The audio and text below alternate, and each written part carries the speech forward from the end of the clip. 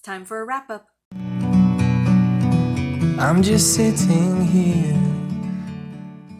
Hello, I'm Mara Lee. Welcome to my channel, Book Omens. Today, I'm going to talk about the books that I read in January. I read 19 books in total, so that's a pretty good reading month. As always, I like to read middle grade, YA, and adult books, so I will post timestamps right here when I talk about the YA and the adult books if you do not care to listen to the middle grade section of my video. I read 8 middle grade books this month, the first 2 being Harry Potter and the Philosopher's Stone, and then Harry Potter and the Chamber of Secrets. A fun fact about me, as far as the Harry Potter books go, is that I first read Harry Potter and the Chamber of Secrets before even reading the Philosopher's Stone. What happened was that it was during the summertime and I had gone to a yard sale and I found Harry Potter and the Chamber of Secrets and I picked it up and I started to read it. I realized pretty quickly, of course, that it was the second book in the series, but by that point I was too far in and I finished reading the book, and then I went to the library and picked up the first Harry Potter book. And of course, I have been hooked on Harry Potter ever since. I love these books. Everybody knows what they're about, so I'm not really going to give a synopsis here. But yeah, I gave them 5 stars. The next book I read is Dragon Breath, The Frozen Menace by Ursula Vernon. This, I believe, is the last book in this series. I don't know if the author is planning on bringing out any more books in this series. But in this series, Danny Dragon Breath is a dragon. He is an endangered species. And Danny's 2 friends are Wendell and Christiana, and they are lizards. Now, Wendell knows that Danny is a dragon for most of the series, but Christiana doesn't believe in dragons in the beginning when she first appears in the series, but she comes over time to believe because, you know, Danny kind of has irrefutable proof. But anyway, in this book, Danny ends up getting a cold, but it's not just any cold. His fire goes out, and so he has to learn how to relight his fire. So with the magical transport system that exists in these books, he goes to visit his grandfather, who suggests that he travel to another far off place to find the phoenix to see if he can relight his fire. These books are really fun. They have a bright, strong color palette in the artwork, and they're just super cute. Next up, I read A Babysitter's Guide to Monster Hunting, Mission to Monster Island. This is book 3 by Joe Ballerini. This is a really fun series. The protagonist's name is Kelly, and she is in, I believe, 7th, 8th grade in junior high. And she's a babysitter, and in the first book she finds herself learning about the mystical, secret, sacred art of being a babysitter. There is a fantastical guide that helps them to know what weapons they should use to fight monsters and things like that, and she has to fight the boogeyman to protect the children against the monsters. And in book 3, Kelly finds herself fighting off evil internet trolls and trash monsters in the ocean, that as she travels to a secret island to save a bunch of kids from getting turned into monsters. And I ended up giving it 4 stars. The next book I read was the first book in a new series to me, and the book was called The Mother-Daughter Book Club by Heather Frederick Vogel, I believe. And the premise of these books are super cute. It's about a group of girls who are kind of forced, cajoled along with their mothers to start a book club. In the first book, they read Little Women, and they discuss it, and you learn little tidbits about Louisa May Alcott's life and things like that. And so it's pretty fun. However, there are some elements in the book that I really was not a fan of. I just forgot. I have the book right here. I forgot to hold it up. This is the cover. Now, this here, the tabs, are the elements I was not a fan of, all of them. So what is problematic in this book is that there is a lot of fat shaming. And so this book was written in 2007. I know that nowadays people are more body positive, and it's important to teach your children about body positivity. However, with this book, what really bothered me was that the mothers engaged in the fat shaming. What's going on in the book is that there is a character. Her name is Mrs. Chadwick, and she is fairly unlikable. I'll give the author that. She wrote a very unlikable character, and she's supposed to be unlikable. You know, she's the antagonist. You're not supposed to like her. However, what the author ended up doing was she kind of used the size of this character as a reason to dehumanize her, to not like her. So, yeah, it's not reason enough that we shouldn't like this character because she's rude and bossy and annoying. The author decided to tack on the fact that she's fat. I'll read some quotes so you can see what I mean. Mrs. Chadwick gives a wounded sniff, draws herself up with as much dignity as she can muster, and waddles off. Her attempt at a grand exit is spoiled, however, by her large bottom, which wags behind her like a reproachful buffalo. And then here's another one. Mrs. Chadwick nods smugly. Much more appropriate for young girls, then. She pauses and gives a delicate shudder, or as delicate a shudder as someone the size of an orca can manage. New York. So I guess what bothers me is that this fat shaming isn't used as a tool to teach the girls, or that the mothers to say, no, you shouldn't be talking about somebody like that or treating a person like that. You don't know their situation, or you don't know that person very well. Yes, they're annoying, but that doesn't mean you should be dehumanizing them because of their size. And so I just find that super problematic, because this is a book aimed at middle grade children, and the parents aren't teaching the girls that that is not something they should be doing. I don't know. You know, when you have problematic stuff in a middle grade book, I kind of think that it can be used to teach. And when it's not taught, the point that could be gotten across is, you know, teaching people to be kind to one another. It's just problematic, in my opinion. I am going to keep reading in the series. I'm gonna be reading the second book, hopefully in February, mainly to see if the fat shaming continues. But I don't know. I had a problem with the problematic stuff. I gave it, I think, 2.75 stars. I do want to keep reading. That's enough about this book. So the next book I read was Artemis Fowl, The Atlantis Complex. This is book number 7 in the series by Owen Colfer, and I really enjoyed it. In this book, Artemis developed something called the Atlantis Complex, which is kind of like a magical OCD split personality issue that he develops because of some pretty severe guilt about things that he's done in the past, in past books. This book was really fun to read, mainly because his alter ego, he develops a second personality, is quite charming and funny, and the things that he says, it's just really fun. And so I gave this book 5 stars. After that, I picked up The Magician's Nephew by C.S. Lewis. This is either book number 1 or book number 6 in the Narnia series, depending on if you prefer publication order, or there's like a controversy. Some people prefer it to be book number 6, some people prefer it to be book number 1. It doesn't really matter to me. I already read The Lion, the Witch, and the Wardrobe in December. I decided to go back and read this one. This is one of my favorite books in the series, actually. It deals with the professor that is in The Lion, the Witch, and the Wardrobe. So it deals with him when he was a boy. And it also deals with the beginning of Narnia, how Narnia came to be and things like that, which I find fascinating, and I really enjoyed it, and I gave it 5 stars. So the next middle grade book that I picked up is North Child by Edith Patu. I don't know if I am mispronouncing her name, so please forgive me that. This book was amazing. I really, really enjoyed it. It is, at its core, if you're going to like label it as a trope, it's a Beauty and the Beast trope. I happen to enjoy the whole Beauty and the Beast trope thing, so I really enjoyed this book. The main character's name is Rose, and she was born facing north. This is a big deal to her mother, who believes in birth direction. And so the fact that Rose was born pointing north meant an ill omen. It basically meant that that Rose's mother felt she would lose her daughter, because her daughter would be an explorer, and at some point she would lose her and never get her back. So because of that, in the beginning of the story, Rose is lied to about the direction of her birth. She believes she was born in another, facing another direction. But later on, she finds out, of course, that she was lied to, and, that alters things a bit. In this story, she is approached by a white bear who wants to take her away to a castle.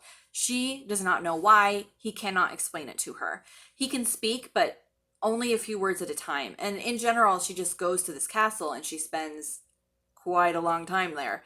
And so I don't want to get too much more into this, but there are magical curses and trolls and a family trying to reunite with each other again and a long quest in the snow. It's just beautifully written and I really enjoyed it. There is a second book to this series, which I would like to read again.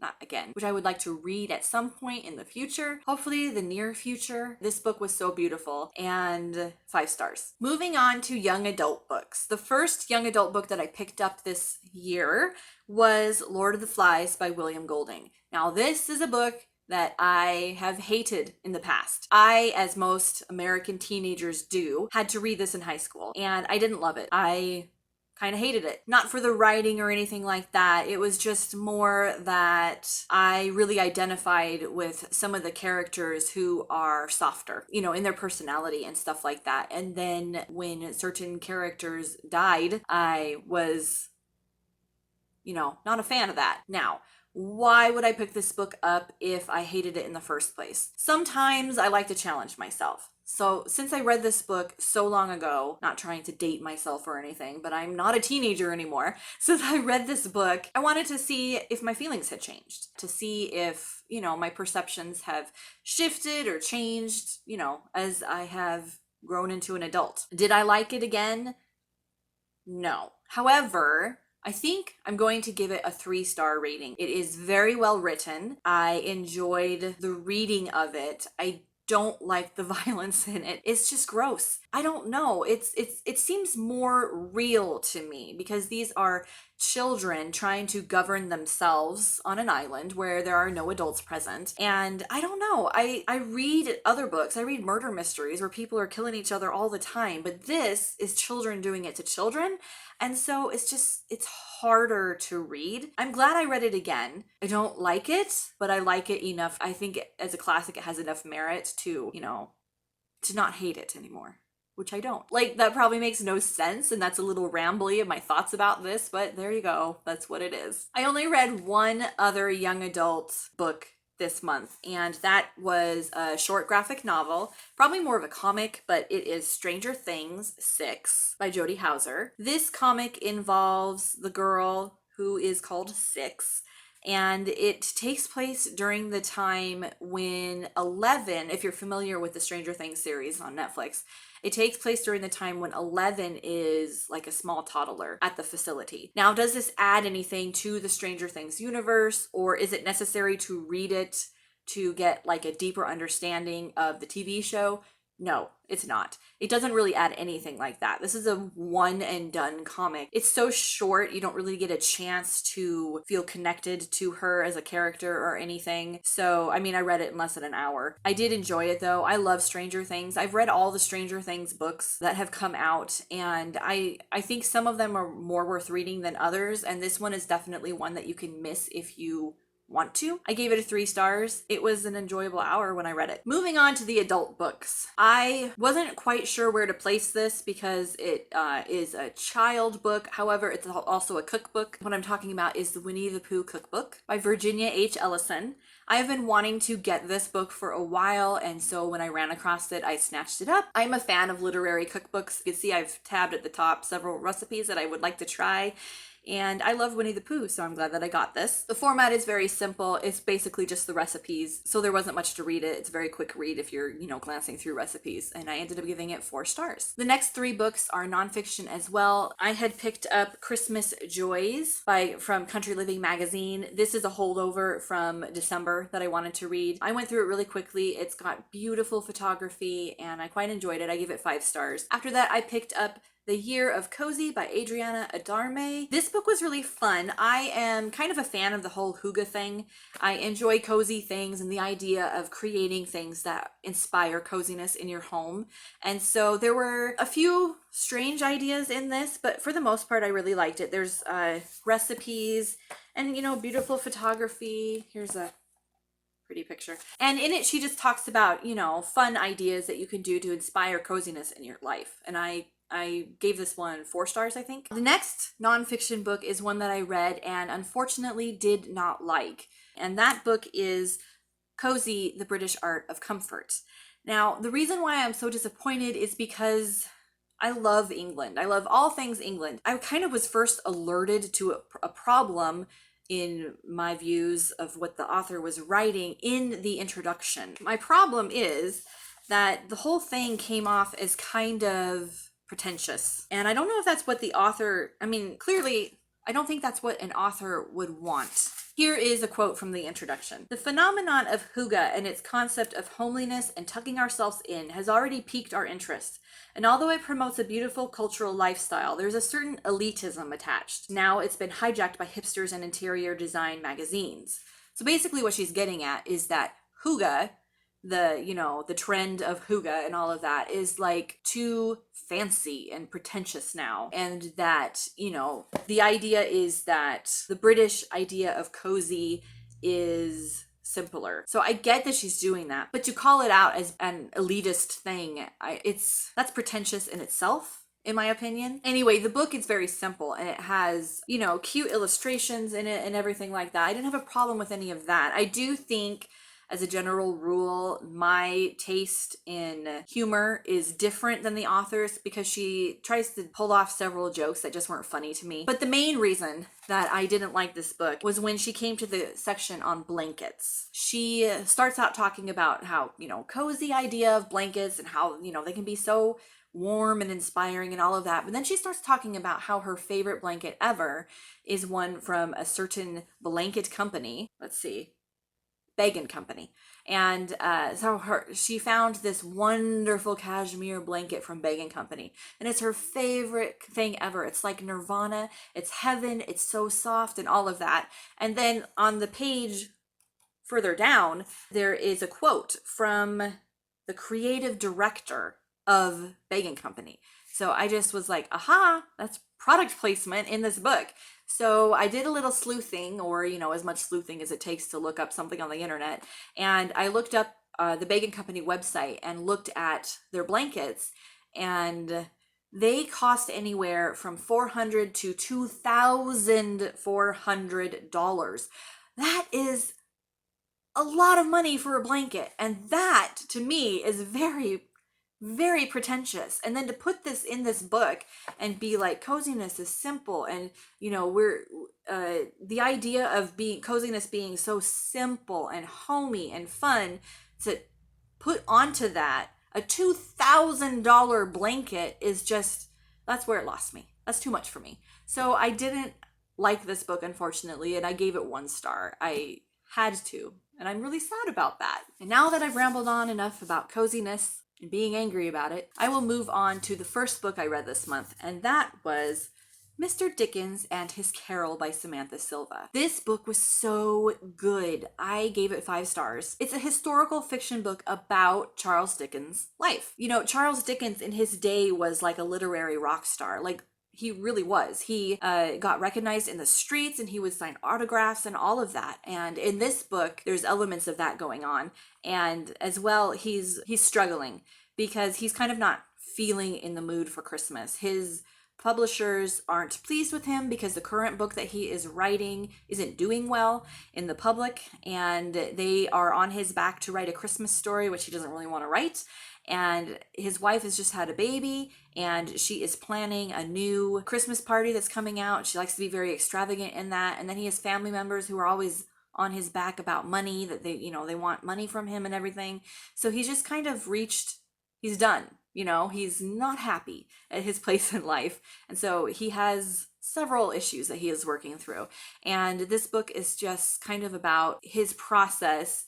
And, when he finally stops and sits down and begins to write his story, A Christmas Carol. And I love Charles Dickens' Christmas Carol. And so I really, really enjoyed this book. I feel like Samantha Silva did an amazing job giving a voice to Charles Dickens, and I really enjoyed it. After that, I picked up The Snow Child by Eowyn Ivey. This was a reread for me. I read it probably 5 or 6 years ago, and I really have been thinking about it ever since. It is a beautifully written book, and it is based on a Russian fairy tale called Sneguruchka, but it's The Snow Maiden. So this book is historical fiction. It takes place in the 1920s, and in the story are Jack and Mabel, the protagonists. They are living on the Alaskan, like the wild frontier, and trying to make a go of a farm there. And they're both not really doing very well. Mabel is struggling with some very severe depression, and Jack is kind of just, they're not really even speaking to each other.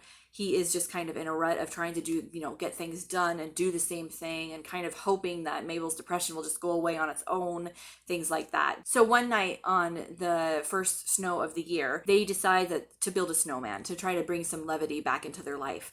And so they fashion this snowman into the shape of a small girl. And the next day, the snow child is gone. And they start to see glimpses of a small child running through the trees. So yeah, ultimately, I feel like Eowyn Ivy really captured what it would be like to live on the Alaskan frontier. She talks about how cold it is and how brutal it is to live there. And it's just, it's so good. If you haven't read this book, I highly recommend it. And yeah, I gave it 5 stars, clearly. The next book I picked up was Mort by Terry Pratchett. This is book number 4 in the Discworld series. So in this book, Mort, the protagonist, is offered the unusual opportunity to become an apprentice to death, which in his opinion is a job that will have quite a lot of perks. So as he starts to learn what reaping souls is all about, what to do and what not to do, things start to go awry. He makes some mistakes. Reality is starting to fall apart. Death starts acting really weird, and nobody is sure what to do to fix the situation. So Death is my favorite character in the Discworld series. I find him to be very funny. He's got like this dry humor, and he's death, so he doesn't see things in the way that like a human would. So I really enjoyed this book. It was fun, and I gave it 5 stars. So the last book I read this month was Murder at the Vicarage by Agatha Christie. This is Miss Marple's debut book, and I love Miss Marple. She happens to be a neighbor to the local vicar and his wife, and unfortunately she is considered by many to be a busybody. In fact, it's my opinion that she is not. She's just very observant and witty and clever. So in this book, she gets to show off her cleverness by solving the murder of Colonel Prothero. Colonel Prothero is a man who nobody liked and several people wanted dead. So when he was found shot in the head at the vicarage, Miss Marple basically had a front row seat to the action because she is a neighbor and she has a view of their yard. So yes, this book was really fun. I love Agatha Christie's books. I like the small English village vibe that you get in several of them, and I gave it 5 stars. Well, those are all the books I read in January. So that is all from me for this video. And go ahead and leave in the comments a book that you read in January that you really enjoyed. And also, if you liked this video, please give it a thumbs up. Make sure and hit that bell icon so you know every time I post a new video, and subscribe to my channel, and I will see you next time. Bye.